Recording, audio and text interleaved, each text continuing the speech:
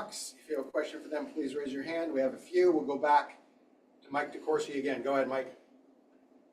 Yes, Sophia, I wondered if you could go back to the Costa Rica game and maybe explain some of the difficulty you as a team had in converting opportunities into goals and what can be done now that you're at the Olympics to try to right that. Yeah, I mean, Costa Rica played a really compact low block, and that's always going to be difficult to create and score against. I think we didn't have a shortage of opportunities. It was just a matter of putting it away, and that's not something that we're worried about or concerned about. Like, we know how to score goals. I think the final piece just needs to come together, and we've been working a lot this week on that. So, yeah, I'm not worried about that at all. Thank you. Thanks, Mike. Emma Ruby, go ahead, Emma. Hi guys, thanks for taking the time. Another one for Sophia. Wanted to ask about Mallory Swanson with you being on the forward line with her. We obviously see what she brings to this team on the field, but do you have any examples or what does she bring off of it that we don't see? Thank you. I mean, yeah, Mal is like a big sister to me. She is just a ball of energy every single day on and off the field. She is just like so positive, so energetic. She brings the best out of everyone, and she adds like a different kind of fieriness to this team that I think we've maybe been missing a little bit. And I know for me personally, but I can speak for the whole team, like we're so happy to have Mal back. She makes such a big difference, and not just on the field. You obviously see the amazing things that she does on the field, but off the field, she's just a great person to have in the group. So we're really, really happy to have Mal back. Let's go to Donald Wine. Go ahead, Donald. Thanks, Aaron, and hello, ladies. Good to see you. First of all, congratulations on making the Olympic team and becoming Olympians. I know this is your first Olympics. How do the emotions for for this tournament differ maybe from making your first Women's World Cup last year, and maybe how are they the same? Roxy. It's a good question. I mean, I think for both, it's just when you get the call and you're waiting all day for it, there's a lot of nervousness and excitement. And then when I found out I made it, just telling my family, my friends, again, super proud to be able to represent our country and have this opportunity to represent Team USA, which is different than the World Cup. And then I think in terms of another difference, just this is just a lot more compact in terms of the time we have together and time between games. And then obviously with the teams, I mean, every group is so difficult. And I think we saw that in the World Cup, and we're going to see this here again when we play Zambia first. So lots of similarities, but yeah, some differences for sure. Seth Vertelny, go ahead. Thanks, Aaron, and thanks for your time today, Sophia and Emily. Question, because for one or both of you, you were both on the roster last summer for the World Cup, and I wonder, 1 year later, what you feel has changed with this group.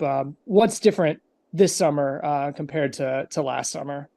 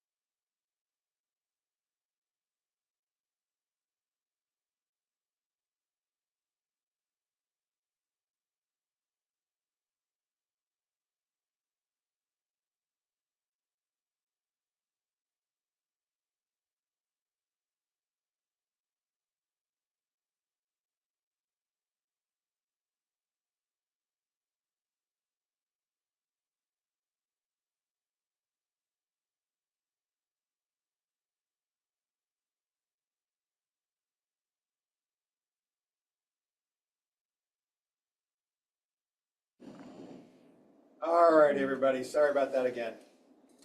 Technology. Did you guys hear the end of Soph's answer or no? Donald, did you hear that? Soph, paraphrase if you would. Okay. I was saying we've moved on from last summer. It's not something that we bring back into this environment right now. It's a completely new, environment, a new opportunity, a lot of new players, and we just look forward at this point. We take one game at a time, and with Emma coming in, we've learned a lot, we've grown a lot, and we've introduced a lot of new things that I think will help us have success in this tournament. But we just, we're just looking towards this tournament and not backwards, because there's really no point in doing that. Meg Linehan, you're up. Hello from Nice. I was just wondering, how has the Olympic experience been so far? I know obviously, the game hasn't started yet. We're kind of outside of Paris. Can tell you from experience here in Nice, you would have no idea that the Olympics are happening. So just wondering what the vibes are like over in Marseille right now. What the vibes like? Same. It's kind of peaceful out here. Honestly, I've heard Paris is a bit crazy right now, so I think for us it's actually kind of nice to be a little bit in our own little bubble over here so we can focus and prepare. But I know that once the games start, it's, from what I've heard, it gets crazy and it goes by really fast. So I think we've prepared for a while now. We're excited for the first game to start and just to kind of get the ball rolling. What have you been up to, Em? We're all getting our coffee. Yeah. Like Soph said, it is very nice to have more of a quiet place. There are obviously Olympic signs and Paris 24 everywhere, but I feel like we've been kind of in our little bubble and gonna have our game and then the open ceremony. So, yeah. Thanks. Sandra Herrera, go ahead. Hey there, thanks for the time today. Not to keep talking about the 2023 World Cup, but a theme that I've noticed that has followed into this particular tournament is like that question mark of leadership, and Emma Hayes has been pretty vocal about how there's a ton of experienced players on this team, both on and off the pitch. And I was wondering if you both could speak a little bit about Rose Lavelle and just sort of what she has brought to the team and to your experiences in major tournaments on and off the pitch. Yeah. I mean, I think on and off the pitch, Rose is amazing. She's so vital and important for us. And I think what is really unique about her as well is she will have different roles. For example, in Costa Rica, she ended up not getting to go in that game, but it didn't change her mentality, how she cheered for us, giving us information. So I think with Rose, she's just a team player no matter what she's doing. And then obviously on the field, she can do amazing things for us and make things happen. So yeah, I could keep going, so. Yeah, I mean, I feel like everyone has a good idea of who Rose is. She's a fun person to be around and a really great teammate. And we all kind of lead in our own ways. And I would say Rose shows up every day with the best attitude, excited to be here, and just like brings out a laugh in everyone, even during maybe like stressful times. And I think that's important to have. So Rose is great. Rose is always keeping us on our toes, saying some crazy things, but she's just a great teammate to have. Sylvia Bullock, go ahead. Good. I'm going to assume evening.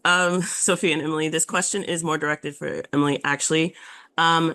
Your defensive line, this first game against Zambia, obviously they have a very lethal attack, and you haven't, I believe, faced Bander Kuntanaji yet. Please correct me if I'm wrong, but what are you thinking going into this first game, and sort of what's the plan to try to contain that attack? Thank you. Yeah. No, you're right. I haven't yet. Luckily, I have watched some NWSL games, so I know what a threat she can be. And so I think for us, really, we're just focusing on ourselves and know that they're both a threat. Their entire team is a threat, especially with their transition. But yeah, we're ready for it and just having the same mentality for each game. We know Zambia is going to be a really tough opponent to play against, so focusing on them and going from there. Last two here, we're going to Leslie Ryder and then Alex Spink. Go ahead, Leslie. Hi, folks. Question for Sophia. Emma's talked about the connection that you and Mal have when you play. I mean, what excites you when you get to play on the front line with Mal? Oh, everything. I mean, I feel like we just somehow have like a connection in our heads of what each other is gonna do on the field. And it's just fun to play with someone who you can move off of and who is really fluid and dynamic. And we're really lucky to have a full front line of players like that, starting or not, who can come in and play any three of the front positions and do it well and have success with it. So playing with Mal is so much fun. I've always loved to. I think our time got cut short last year, and that was a relationship I was really excited to build on. So it's been so much fun having her back and just continuing to build on that and connect in practice and just get to know each other on the field better. We're really close off the field, but it's so much fun. But it's not just Mel. It's everyone on the front line that I get to play with. It's a lot of fun. Last one goes to Alex. Go ahead, Alex. Hi. A question for Sophia. For a British audience, Sophia, could you give us an idea what Emma has brought to the setup? What sort of energy, what sort of organization, what sort of expectation of the group that she's brought, and what it feels like being in an Emma Hayes squad? Yeah, great question. I mean, it feels great. Emma, honestly, is everything I have heard she is in the best way possible. She creates such a welcoming environment and just allows every player to be exactly who they are on and off the field. And she's so supportive. She's personable. Like she gets to know us as people, not just as players. And I think for me, that goes a long way. And, obviously with doing that, she still has a balance of holding a very high standard every single day in practice and making sure that we're not falling short of that. And every day we're getting something out of what we're doing. So I think Emma has the best balance of just being a really fun person, connecting with us as people and pushing us as players. Awesome. Thanks, Soph. Thanks, Em. Thank Thanks you. to everybody. We'll see some of you in Nice or later on, and we appreciate you dealing with our Wi-Fi difficulties. Talk to you later.